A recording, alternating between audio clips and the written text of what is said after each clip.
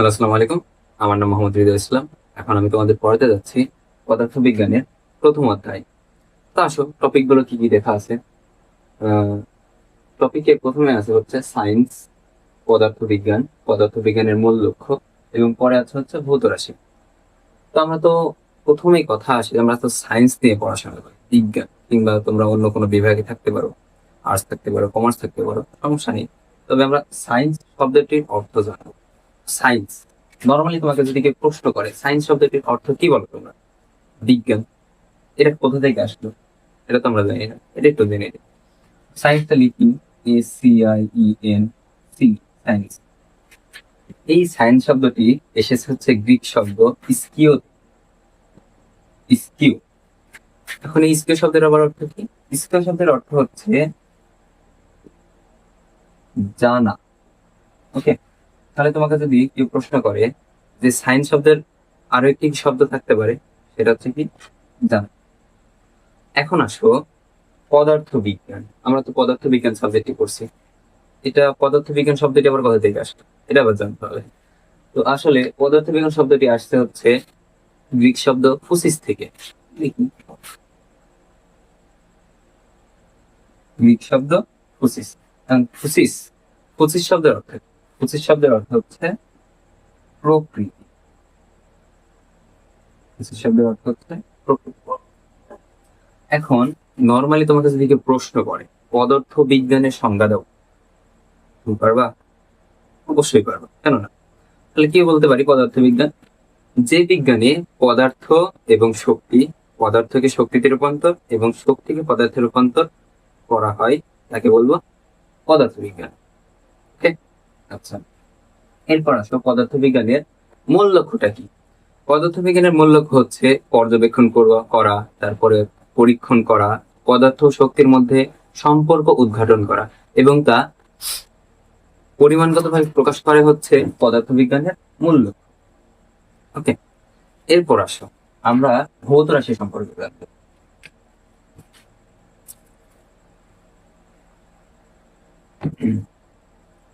তো ভৌত রাশি, দেখ, যদি আমরা লিখি ভৌত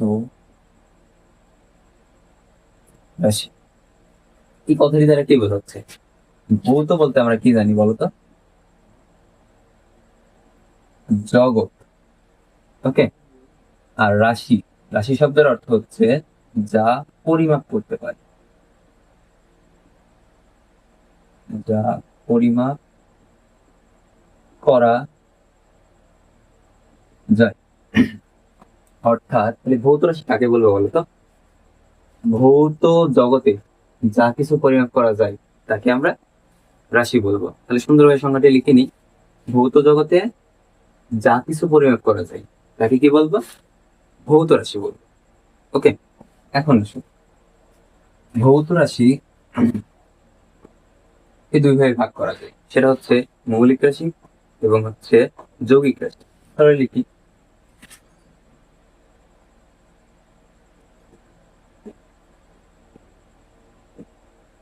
ভৌত রাশি দুই প্রকার। এক হলো মৌলিক রাশি, দুই নম্বরে আছে হচ্ছে যৌগিক রাশি।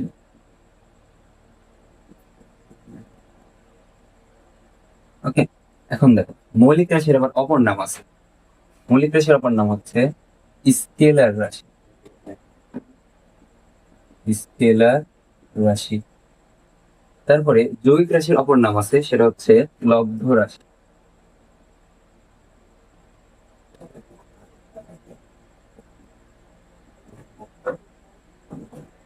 ওকে, এখন কথা আসে মৌলিক রাশি বা স্কেলার রাশি কাকে বলে।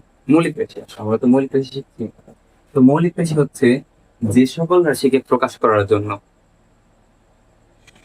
আর কোনো রাশির প্রয়োজন হয় না, তাকে আমরা বলবো হচ্ছে মৌলিক রাশি। তাহলে সংজ্ঞাটা লিখি,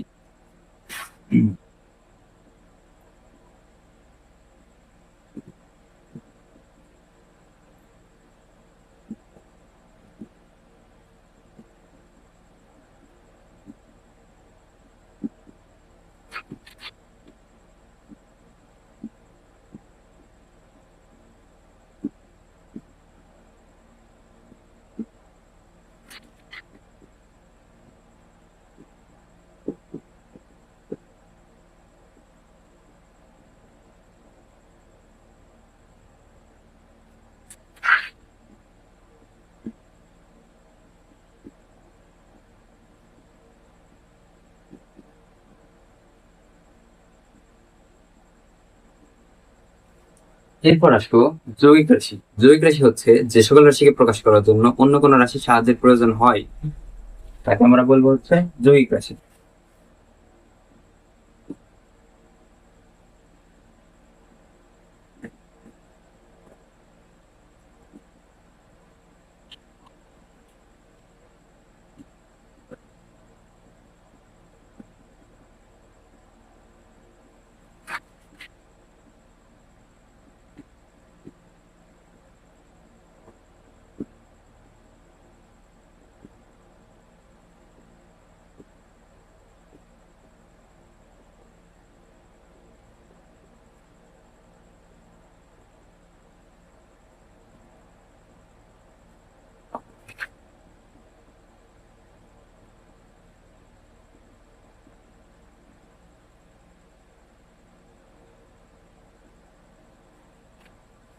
এখন আসে মৌলিক রাশি আমরা পাই হচ্ছে মোট 60টি। তো আমাদের বইয়ে মৌলিক রাশি দেওয়া আছে 7টি। তখন এই 7টি মৌলিক রাশি কিভাবে মনে রাখবো, এটাও তো একটা কথা, তাই না? তো মৌলিক রাশি মনে রাখার উপায় আছে আমার কাছে একটি, সেটা হচ্ছে তুমি টেকনিক খাটাইতে পারো। সেটা হচ্ছে শততা। শততা ভোরের দিবালোক। তাহলে দেখো তো কি বললাম, শততা ভোরের দিবালোক। তো আমরা সেই 7টি মৌলিক রাশি চিহ্নিত করব। তো এখানে সম দন্ত শয়ে আসি হচ্ছে সময়, তয়ে আসে হচ্ছে তড়িৎ প্রবাহ, তড়িৎ প্রবাহ। তয়ে আকারে আসে হচ্ছে তাপমাত্রা, তাপমাত্রা। ভয়ে আসে হচ্ছে ভর, দয়ে দীর্ঘিতে আসবে হচ্ছে দীপন তীব্রতা। ওকে, পয়ে আসবে হচ্ছে পদার্থের পরিমাণ, পদার্থের পরিমাণ। নেক্সট এটা একটু মনে রাখবা, দয়ে রশ্মি আছে তো, আসবে হচ্ছে দৈর্ঘ্য। ওকে, এই ছিল হচ্ছে আলোচনা।